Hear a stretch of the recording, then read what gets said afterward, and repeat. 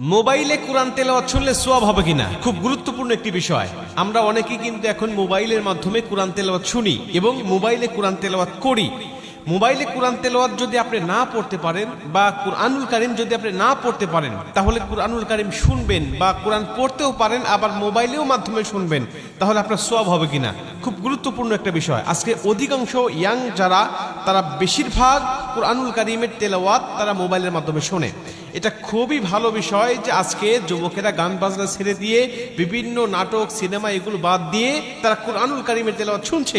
রাত্রিবেলায় কোরআন তেলাওয়াত শুনতে শুনতে অনেকেই ঘুমিয়ে যাচ্ছে।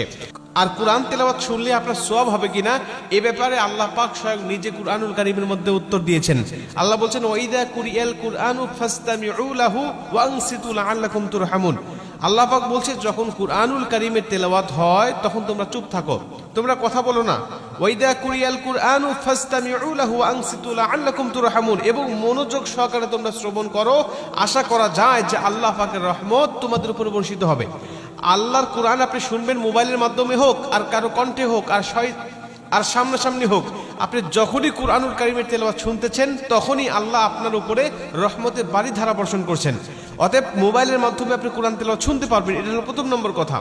দ্বিতীয় নম্বর কথা, আপনি যদি কুরআনুল কারীমের তেলাওয়াত শুনতে শুনতে ঘুমিয়ে যান বা কুরআনুল কারীমের তেলাওয়াত শুনতে শুনতে আপনি যানবাহন করছেন, চলাচল করছেন, বা কুরআনুল কারীমের তেলাওয়াত আপনি বসে বসে শুনতেছেন, এমন অবস্থায় যদি আপনার মৃত্যু হয়ে যায়, নবীজি বলছেন, আল মাউতু আলা আমালিন সালেহ, যে ব্যক্তি ভালো কাজ করারত অবস্থায় দুনিয়া থেকে বিদায় নিয়ে চলে যায়, আল্লাহ পাক তাকে জান্নাতি মরণ দেয়, জান্নাতি মৃত্যু দেয়। আমাদের মৃত্যু কখন হবে, আমাদের মরণ কখন চলে আসবে আমরা কেউ জানি না। আল্লাহ যদি আমাদের ভালো কাজ করার অবস্থায় মৃত্যু দেয়, অর্থাৎ কুরআনুল কারীমের তেলাওয়াত শোনা অবস্থায় আপনার মৃত্যু হয়ে গেছে, অথবা কুরআনুল কারীমের তেলাওয়াত শুনে আপনি ঘুমিয়ে গিয়েছেন, ওই ঘুমের ঘরে আপনার মৃত্যু হয়ে গেছে, নবীজি সাল্লাল্লাহু আলাইহি ওয়াসাল্লাম বলছেন যে আল্লাহ পাক তাকে জান্নাতি মরণ দিবে।